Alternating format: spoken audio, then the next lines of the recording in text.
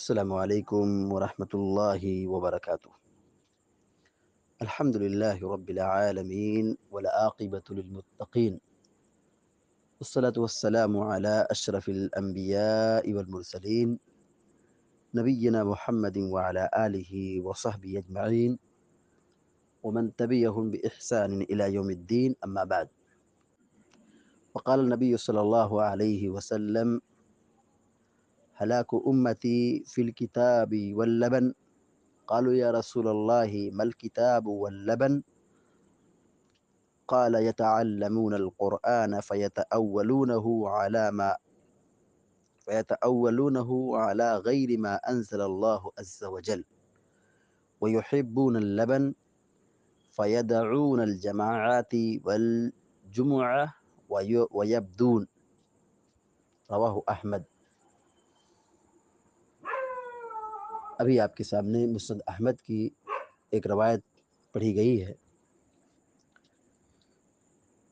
اس کو شیخ البانی رحمہ اللہ نے اپنی کتاب سلسلۃ الاحادیث الصحیحہ کے اندر بھی ذکر کیا ہے۔ پیارے نبی صلی اللہ علیہ وسلم فرماتے ہیں: ہلاک امتی فی الکتاب واللبن، میری امت کی تباہی کتاب میں اور دودھ میں ہے۔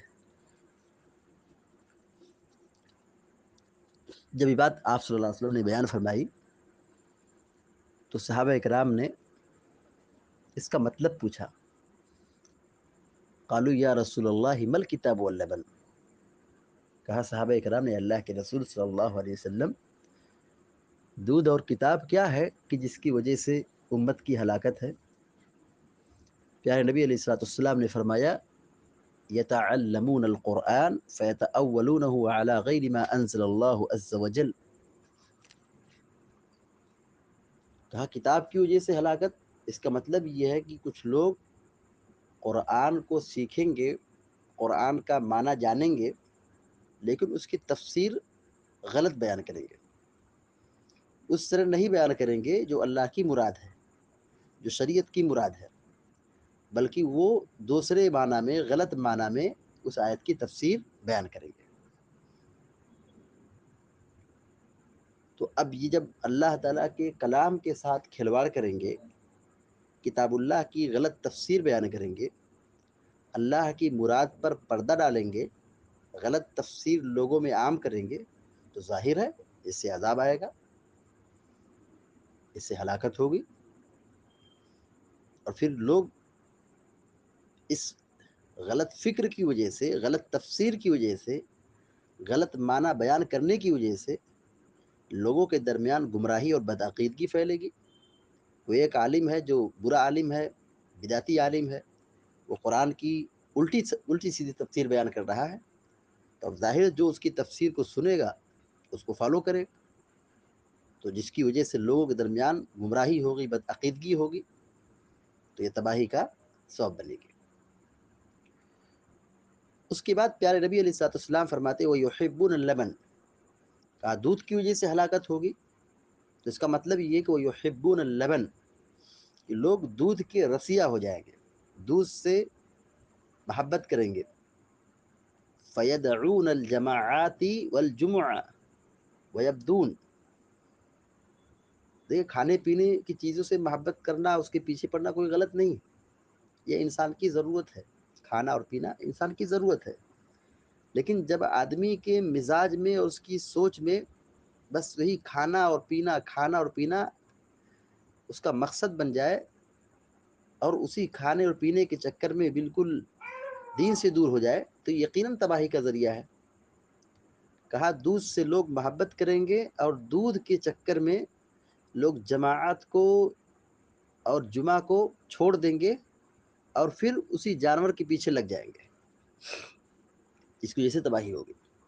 یعنی دنیا حاصل کرنے کے لیے، پیٹ بھرنے کے لیے، دودھ پینے کے لیے جانور کے پیچھے پڑے رہیں گے، یعنی انسان اس قدر بے غیرت ہو جائے کہ جانور کے پیچھے جانور بن جائے۔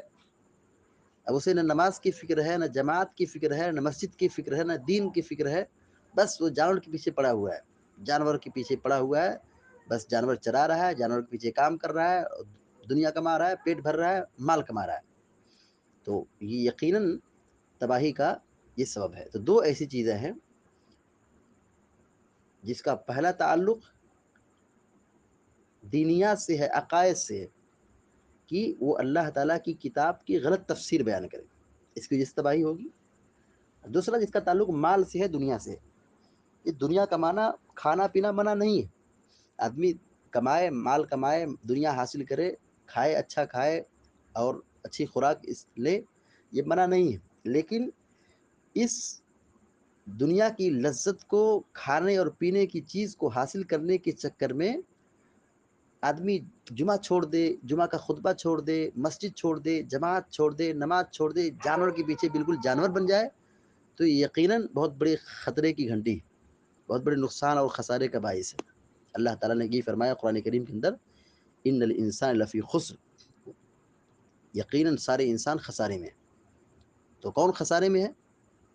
اللہ تعالیٰ نے نہیں کہا، بلکہ خسارے سے جو لوگ محفوظ ہوں گے اس کے آگے اللہ نے بیان فرمایا۔ اللہ تعالیٰ نے عام بات بیان کر دی کہ سارے انسان خسارے میں، سارے انسان خسارے میں۔